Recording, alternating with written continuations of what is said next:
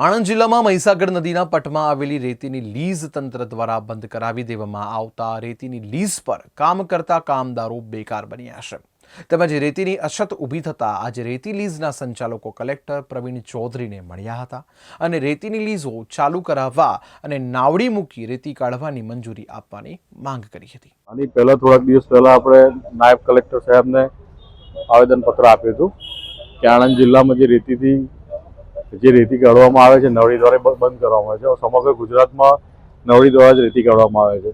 એના પછી હજુ એનો ઉકેલ આવ્યો, એના પછી મેં સંસદશ્રીને પણ રજૂઆત કરી અને હમણાં થોડાક સમય પહેલાં અમે સીએમ સાહેબને પણ મળીને હતા। સીએમ સાહેબે અહીંયા લેટર લખ્યો છે કલેક્ટર સાહેબને કે આ લોકોને યોગ્ય નિર્ણય લેવો। આજે કલેક્ટર સાહેબને અમે મળીને બધી રજૂઆત કરી કે સાહેબ આનાથી આખા આણંદ જિલ્લામાં ઘણા બધા પરિવારોને અસર થાય છે।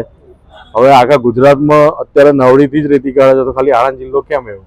એટલે સાહેબે બધું બહુ ધ્યાનથી રજૂઆત સાંભળી છે અને બહુ સારો પ્રતિસાદ આપ્યો છે।